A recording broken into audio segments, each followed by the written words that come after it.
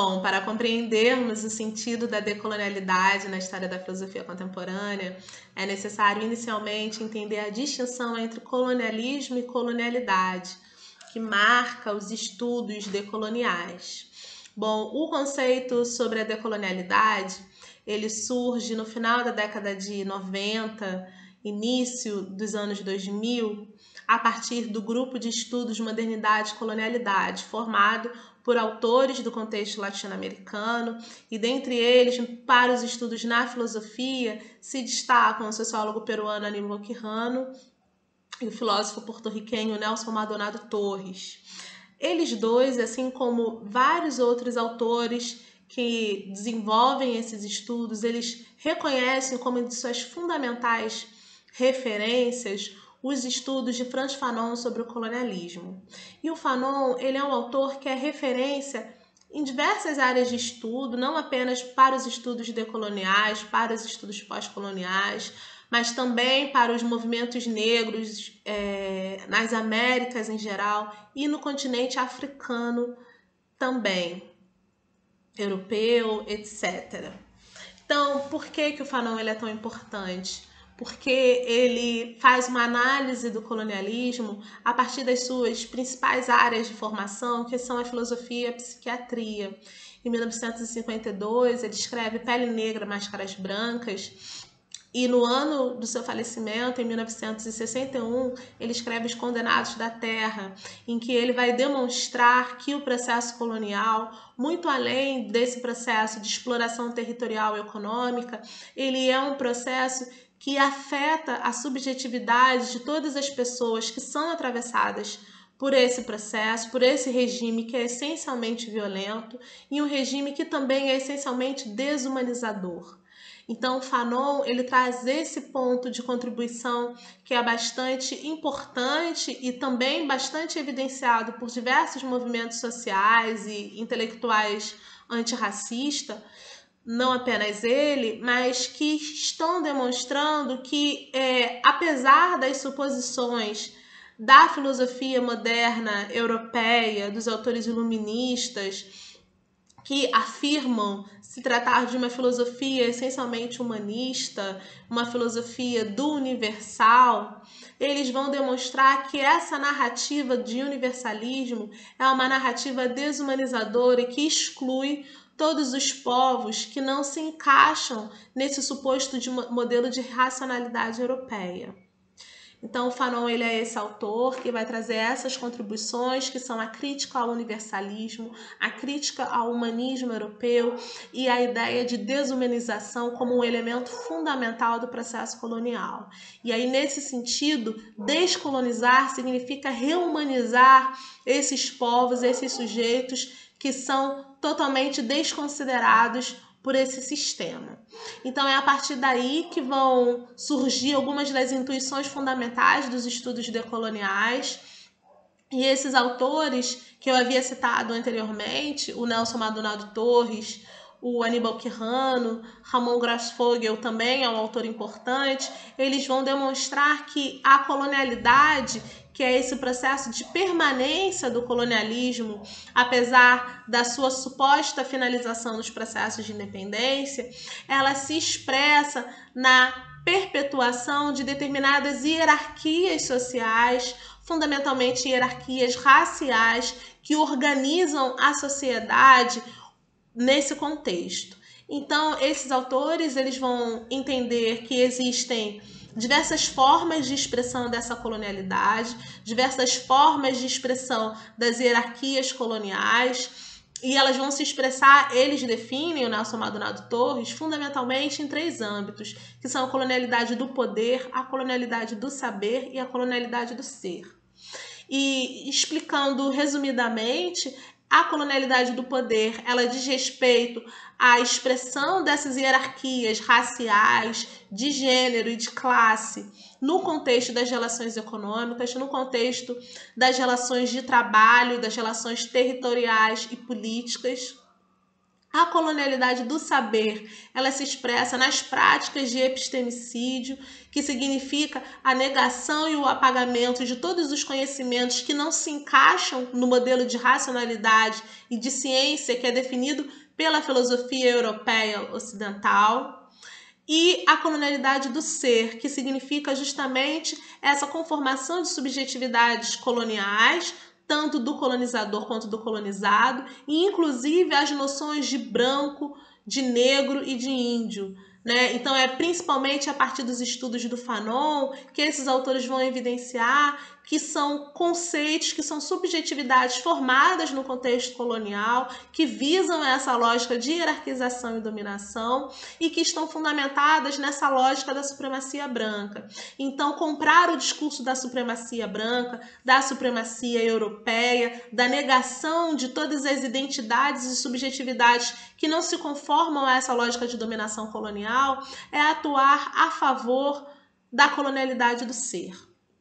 Então, é a partir desse marco teórico que esses autores vão fazer a defesa da decolonialidade. A decolonialidade, então, entendida como esse processo de ruptura com essas hierarquias que são construídas no processo colonial, com a inserção do colonialismo e que se perpetuam, mesmo com os processos de dependência, na expressão da colonialidade. Então, ser decolonial é romper com todas essas hierarquias de saber. E romper com todas essas hierarquias do saber, do poder e do ser, é reconhecer o lugar de sujeitos, de todos os povos e pessoas que foram desumanizados pelo processo colonial. Entender que se tratam de sujeitos